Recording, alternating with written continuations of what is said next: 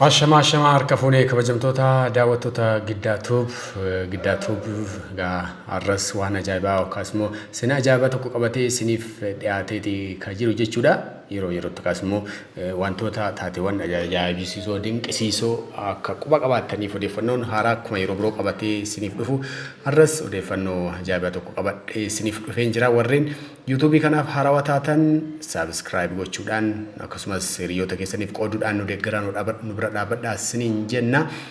Egaa wanti arra qabadhee isiniif dhiyaadhe Hindi keessatti wal'aansa jijjiirraan qaamaa ajaa'iba jedhamee raawwatamuu isaati. Egaa jijjiirraan qaamaa Hindi keessatti raawwatame kun hanga ammaatti sadarkaa addunyaa kam keessatti raawwatamee hin beeku. Jijjiirraan kun akkuma kanaan duraa tiruu kalee yookaan qaama biroo jijjiiruu miti. Jijjiirraan kun qaama harka namaa kan hojjetamedha. Egaa qaamni namaa kun artistii Balaan harkasaa qabeef harka nama biraatu jijjiirameef jechuudha. Yaadaniittu harka nama biraa harka nama biraatiif.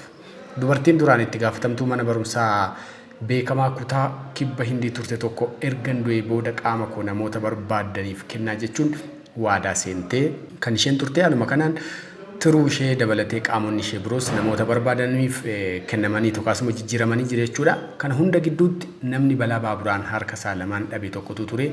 Namichi artistiidha, harka isaa dhabee jira.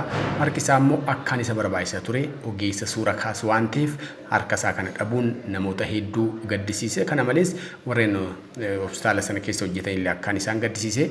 Kana arguun hakiimonni hospitaala Hindii Sirgaan Gaaraam jedhamu nama ganna 45 fakkii kaasu ganna 45 kana hospitaala isaanii keessatti waamanii baqaqsanii yaaluu sa'aatii 12 ol fudhateen harka isaa jijjiiruun milkaa'ina jalqabaa raawwachuu danda'anii jiru.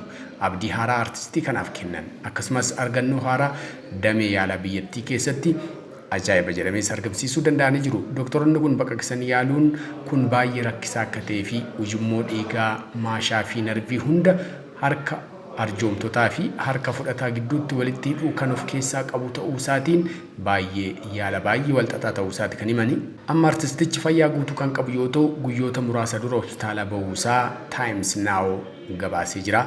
Dhugumattuu Hindii keessatti wanti raawwate yaala ajaa'ibaati. Harka nama biraatti jijjiiranii artistii waggoota hedduudhaaf fakkii kaasuudhaan beekamu harka isaa sababa balaa baaburaatiin dhabee ture. Harka isaa akka deebi'ee argatu godhanii jiru.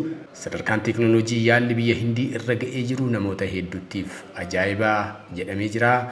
Waan ajaa'ibaati. Egaa Giddaatuub yaala ajaa'ibaa isiniif qabadhee dhiyaadhe kanumaan gammaatti ture. Waan nu daawwattaniif guddaa isin galateeffanna. Yuutuubota viidiyoowwan keenya biroollee akka isiniif qoonnuuf saabsiraayib godhaa, hiriyoota keessaniif qoodaa daawwadhaa. Yeroo gaarii isiniif haa ta'u.